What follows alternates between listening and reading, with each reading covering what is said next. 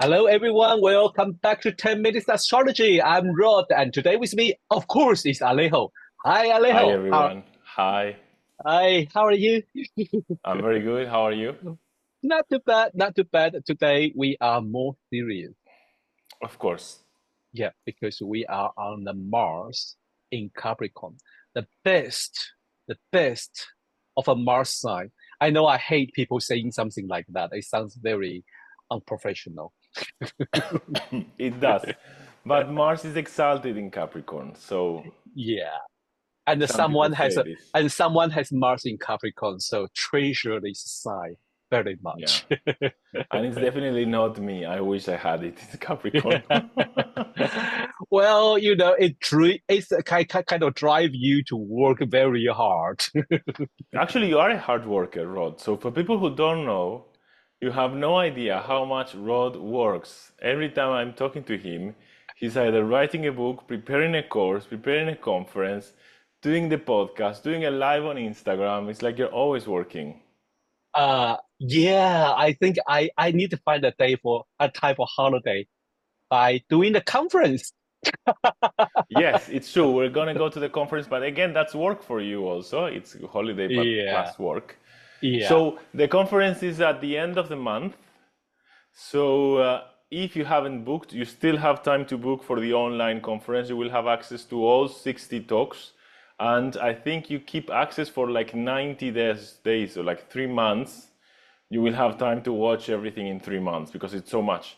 So in this way, it's so good because you get access to see all of them. Usually when a conference, you have to choose what to see. If you go online, Mhm.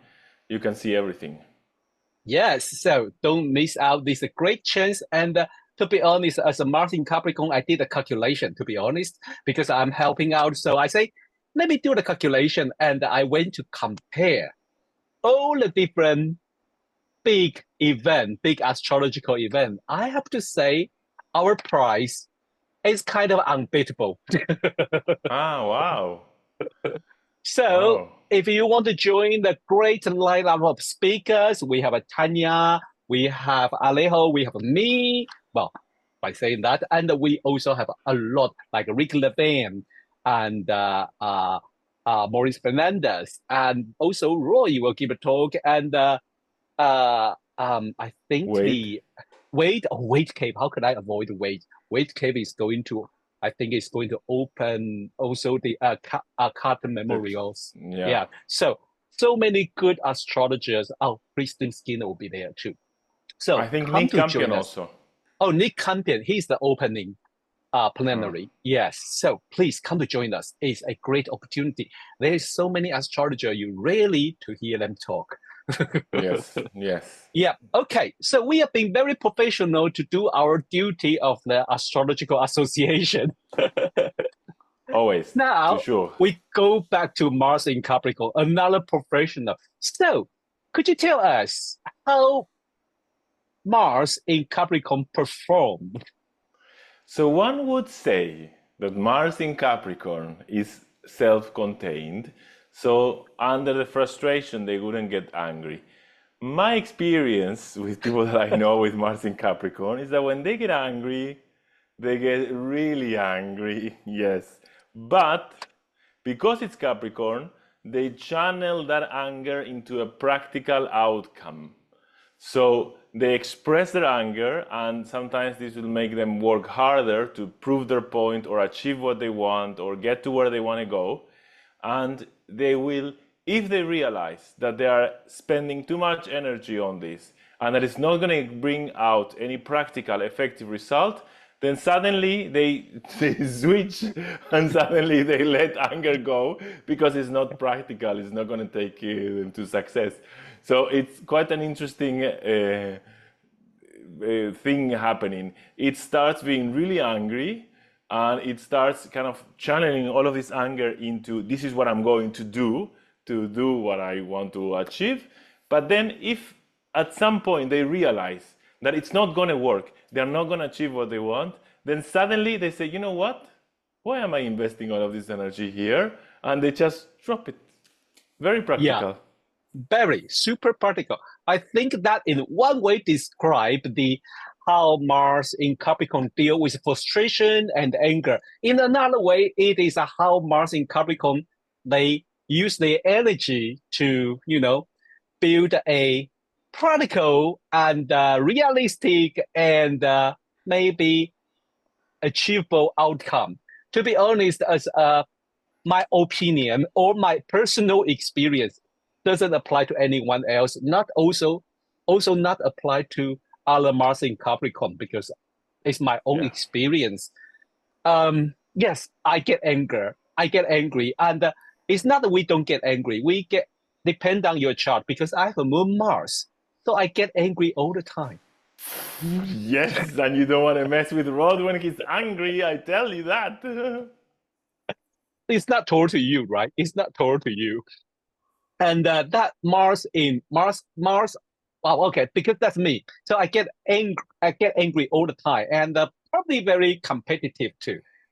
But one thing, if you tell me, oh, that is not very practical. You are wasting your time. Then I would say, oh, you're right. Boom, I switch. It's just coming down very quickly, Yes. and then go to do something else. So when I get frustrated, when I get upset, when I get angry, usually it's most, creative time for me. I will go back to my desk, turn on the computer, da da da da da da da da da da, start Yes, working. exactly. Yeah. Yeah. Well, but today we are going to show you a chart, another Mars in Capricorn. I did find a lot of important figure has Mars in Capricorn. In the beginning, I want to choose Louis Pasteur, another Yeah. great scientist. But I say maybe someone else would be more, people know a little bit more because I think who doesn't know Einstein? So let me go to share the chart with you. Here we are. We have the Albert Einstein. Before Alejo start to give you some information, I will say, do my job. He was born on the 14th of March, 1879, and I think it's 11:30 in Ulm, Germany. So, Alejo, how do you feel about these super Mars in Capricorn? Yeah, he has Mars in Capricorn, and it's in the seventh house, I see, and it's sextiling the Sun and trine Pluto. Wow. So, I mean, the Sun and Pluto means that it's also giving him so much energy and vitality, right, to this part of the chart, and Yes. perhaps intensity, I would say. Yeah. So again, we can imagine somebody, yes, who is driven to first to attain results, to do things that are practical, that will matter in the real world. Hmm. And I also like this idea of competitivity, this idea of Hmm. being driven to success. Mm. And with trining Pluto, this means that it becomes very intense and very powerful. Yeah, I agree. Earth try just making me think about his focus on the, physics, study of gravity, and study of the, how to explain the universe. Many people say, how could he be a great scientist on the physics if he has a sun in Pisces? Well, Ah, we don't really judge the sun sign for one person because sun sign, yes, is what he wants. It's what make him great. But all the other planet also has contributed. I think this Mars in Earth sign together try the Pluto in the Earth sign does give him some understanding or kind of trying to dig out, trying to do more research about this universe, about this physical world. and I would say the Sun in Pisces can be, first of all, very creative, Yes. which is something that he needed to come up with his theory, Hmm. can see things that are invisible. Lovely. Yeah. And I think the Pisces, it's a complex sign. It's not, maybe he was a bit Neptunian Piscean in other realms of his life, like not very clear, not very consistent, or something like that. But in some other things, when Pisces connects, it hyper connects. It can see super realities that are hidden. So, like you said, I think this Sun in Pisces may have made him very, very intuitive. And then with the Mars in Capricorn, he brings these visions to something real. Definitely, definitely. It is very interesting. And as we use him as an example, so I went back to check, is he has any story or any comment about anger or about success or about frustration?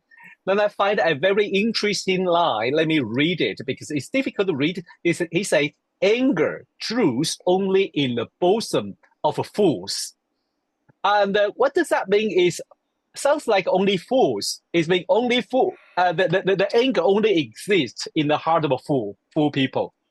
And I was laughing. I say, when I share this with Alejo, what do you say? Yeah, it's very Mars in Capricorn, right? Yeah, it is. It's like it's a waste of time. Anger is a Yeah, waste of time and energy. Go to practicalities. I agree. I agree. That is definitely how Mars in Capricorn to deal with anger, frustration. Yeah, they recognize it, but that they will just like, okay, you know what, be practical, move on. If this is not going to help me to achieve what I want, I should move on. That is Mars in Capricorn. So Alejo, we should move on then. Next week. We should move on.